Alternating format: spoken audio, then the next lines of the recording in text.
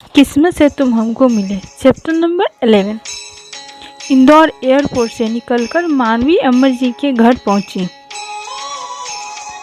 Amar ji study room में कुछ काम कर रहे थे तो मानवी दरवाजा नॉक कर अंदर आई।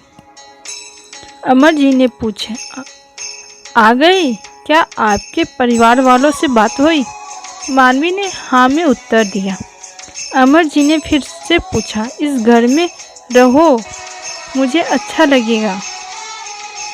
मानवी ने जवाब दिया, एक शर्त पर। अमर जी, वह क्या है? मानवी बोली, मैं अपना नाम नहीं बदलूंगी, ये मेरा वजूद है, बस इसके आगे सी राठौर लगाऊंगी। अमर जी मुस्कुराकर बोले, बिल्कुल मानवी देशपांडे सी राठौर, आप जैसे चाहें वैसे रह सकती हैं, ये आपका ही घर है। मानवी पूछी, क्या मेरे आई बाबा यहाँ कभी कभी आ सकते हैं? अमर जी, हमें बहुत खुशी होगी अगर वो यहाँ आते हैं तो। मुझे भी उन्हें मिलना है जिन्होंने आपको इतनी अच्छी परवरिश दी है। थैंक यू, मैं आज ही शिफ्ट करूँगी। ये बोल मानवी अपने घर गई, बैग लेकर इधर शिफ्ट होने। राठौर इंडस्ट्रीज के ऑफिस में। वैसे मानवी ने अपने नाम को चेंज नहीं किया, पर उसने अब ड्रेसिंग स्टाइल चेंज कर दी। आज उसने नीले रंग की कॉटन साड़ी के साथ सफ़ेद रंग का सिंपल ब्लाउज पहना था। कानों में छोटी छोटी बालियाँ, हल्की सी लिपस्टिक और एक हाथ में घड़ी पहनी थी, दूसरे में ब्रेसलेट, पर प्रोफेशनल लग रही थी। अमर जी ने अनाउंस किया कि मानवी देशपांडे सी राठौर उर्फ उनकी बड़ी बेटी घर आ गई है और आज से वह मेरे कंपनी में ही काम करेगी। सबने उसे कंग्रेचुलेट किया, पर पीछे के दौर में देविका, कविता, अर्जुन और सार्थक के आंखें फटी की फटी रह गई। उन्हें समझ नहीं आ रहा था कि जो लड़की उनके साथ ज्वाइन की थी वह अमर सी राठौर की बेटी थी। सबने उससे पार्टी मांगी तो मानवी बोली, आज शाम को मिलते हैं कब्ल में। सबने हाँ में जवाब दिया और चले गए, पर सार्थक वहीं खड़ा था और पूछा, ये कैसे हुआ? तो मानवी बोली, बताती हूँ लंच में, अकेले मिलो। लंच के टाइम पर सार्थक मानवी के केबिन में आ गया और मानवी ने सारी कहानी बता दी तो सार्थक हैरान होकर बोला, बाप रे, क्या पता मैं भी किसी अमीर जरे का होता, खोया हुआ बेटा निकलता तो पहले तो मेरी माँ मुझे झाड़ू लेके मारेगी, यह बोलकर कि दिन में सपने देखना बंद कर। दोनों हंसने लगे और बाकी टाइम बातें कर गुजार दी। लंच के बाद अमर जी ने मानवी को कंपनी का कारोबार समझाया और आने वाले नए प्रोजेक्ट पर काम करने को बोला। अमर जी, मानवी बेटा, जो नया प्रोजेक्ट है अगर हमें मिल गया तो कंपनी के लिए बहुत फ़ायदेमंद होगी, इसे हर हाल में जीतना होगा। मानवी, पापा आप परेशान मत हो, ये प्रोजेक्ट हमें ही मिलेगी। वैसे आपके अपोजिट कौन खड़ा है जो यह प्रोजेक्ट जीतना चाहता है? अमर जी झिझक कर बोले, आपको शायद नाम पसंद न आए। मानवी पूछी, कौन पापा? अमर जी बोले, अभिमन्यु सिंह रावत। मानवी हैवान। अमर जी हंसकर बोले, इतना भी बुरा नहीं है, वह रावत और हमारे बीच दोस्ती हमेशा से रही है, पर कुछ प्रोजेक्ट में कंपटीशन होती रहती है। मानवी बोली, पहली बात तो ये पापा की वो बुरा नहीं, वो बहुत बुरा है। अगर वह सामने आया तो उसे थप्पड़ ही मार दूंगी। पिछली बार उसने कैसे गन मेरे सिर पर रखकर धमकाया था।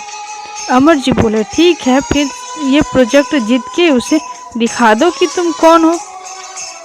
ऑफ कोर्स ये मैं ही जीतूंगी, मैं इस प्रोजेक्ट को जीतकर ही दिखाऊंगी। ये बोल मानवी अपने लैपटॉप पे काम करने लगी। अगले दिन क्लाइंट के ऑफिस में कम से कम 20 कंपनी के ओनर्स कॉन्फ्रेंस रूम में बैठे थे, ये जानने के लिए कि प्रोजेक्ट किसे गया।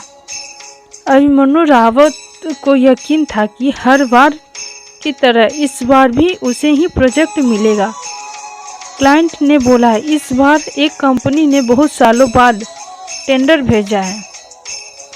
तो सब एक दूसरे को देखने लगे।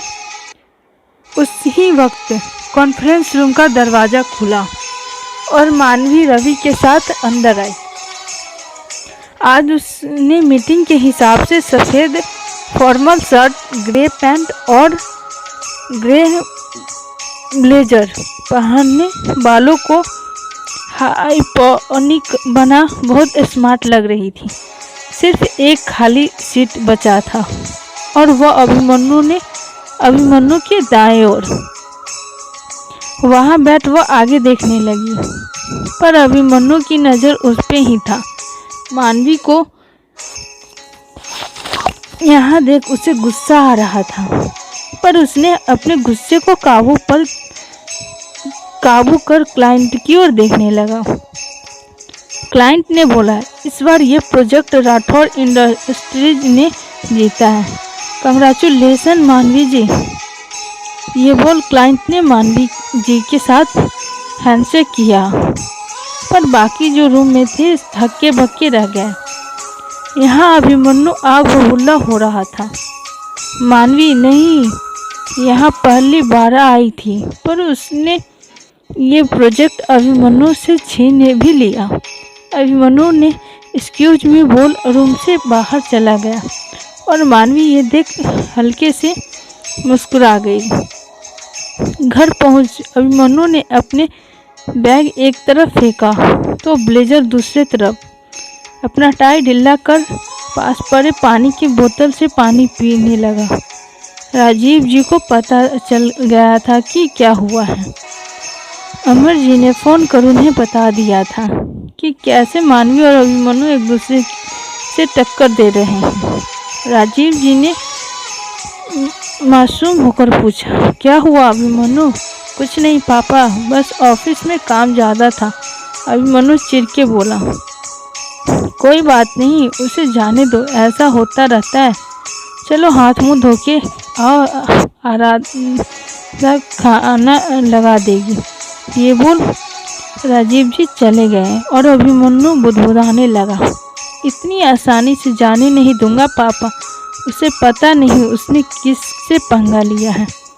वह अभिमन्यु कब का चला गया जो कंपटीशन को हल्के से लेता था, और ये तो मानवी के अगेंस्ट है, तो इससे तो मैं ही जीत कर रहूँगा। ये सोच अभिमन्यु अपने कमरे में गया और शावर ऑन कर उसके नीचे तब तक खड़ा रहा जब तक उसका गुस्सा ठंडा नहीं हुआ। 2 दिन बाद मानवी के केबिन में। हेलो, सार्थक ने मानवी का केबिन खोलकर बोला। डिस्टर्ब तो नहीं किया ना? नॉट अलाउड बोलकर मानवी उसे अंदर आने का इशारा करी। सार्थक आकर उसके सामने वाली सीट पर बैठ गया और बोला, उस दिन तुमने हमें पार्टी के लिए हाँ बोला पर प्लान कैंसिल हो गया, पर आज ऐसे कैंसिल मत करो प्लीज़। सार्थक ने बोला, अरे हाँ, आई एम सॉरी, उस दिन प्रोजेक्ट कंप्लीट करना था तो लेट हो गया, पर आज क्या स्पेशल है? मानवी अपने लैपटॉप पर कुछ काम करते हुए पूछी। आज मेरा जन्मदिन है, सार्थक ने धीरे से बोला। व्हाट, आज तुम्हारा जन्मदिन है? मानवी का ध्यान लैपटॉप से हट गया, सार्थक की ओर चला गया। हाँ, सार्थक बोला। हैप्पी बर्थडे सतुर, मानवी ने उसका नया निक नाम रख उसे विश किया। सार्थक को सुनकर अच्छा लगा कि मानवी उसे अपना मानती है और बोला थैंक यू, पार्टी मैं दूंगी, मेरी ट्रीट है, मना मत करना प्लीज। मुझे पता भी नहीं था तो गिफ्ट भी नहीं लाई, मानवी मासूम सा चेहरा बनाकर बोली। ओके बाबा, तुम्हारी ट्रीट है पर लेट मत होना, शाम को 5 बजे सर्फ में मिलना। सार्थक अपनी सीट से उठते हुए बोला। यस सर बोल मानवी ने सार्थक को सैल्यूट की। शाम का समय, मानवी का घर। पार्टी के हिसाब से मानवी ने ड्रेस पहना जो मॉडर्न भी था और सिंपल भी। सफ़ेद रंग का टॉप और ब्लू जीन्स, उसके ऊपर लेदर जैकेट। अमर जी ने मानवी के लिए गाड़ी और ड्राइवर रख दिया था ताकि उसे किसी का वेट न करना पड़े। मानवी ने आदर्श जी यानी अपने ड्राइवर को बोल गाड़ी कब्र की ओर ले गई। कुछ मिनट बाद जब वो पहुंची तो देविका और अर्जुन ऑलरेडी वहां पहुंच गए थे। मानवी उनके साथ सार्थक और कविता का वेट करने लगी। थोड़ी देर बाद कविता भी आई और आखिर में सार्थक। हैप्पी बर्थडे बॉय बोल सबने चिल्लाया तो सार्थक को अपने कान बंद करने पड़े। सब हंसते हुए अंदर आए और कॉर्नर वाले टेबल लेके बैठ गए। कविता सबसे अंदर बैठी थी और देविका बीच में, उसके बाजू में अर्जुन, दूसरी ओर मानवी अंदर बैठी थी और सार्थक उसके बाजू में। सबने कुछ ड्रिंक्स ऑर्डर करी। फिर देविका ने अर्जुन से डांस करने को पूछा। अर्जुन ने झट से हाँ बोल उसे ले गया। यहाँ सार्थक कविता से बात करते करते अपनी छोटी उंगली से हल्के से मानवी की उंगली पकड़ ली तो मानवी एकदम से सीधे होकर बैठ गई। कविता पूछी, तुम ठीक तो हो मानवी? हाँ ठीक हूँ, बस ऐसे ही बोल मानवी अपना उंगली छुड़ा रही थी पर सार्थक कहा छोड़ने वाला था। अच्छा मैं बाथरूम जा रही हूँ, तुझे आना है? कविता ने पूछा पर सार्थक ने मानवी की उंगली और जोर से पकड़ ली तो मानवी को मना करना पड़ा। कविता के जाने के बाद मानवी ने अपना हाथ छुड़ा लिया।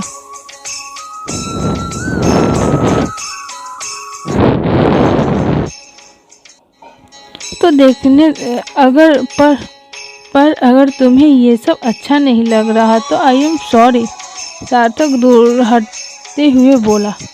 ऐसा नहीं है पर डर लगता है, मानवी बोली।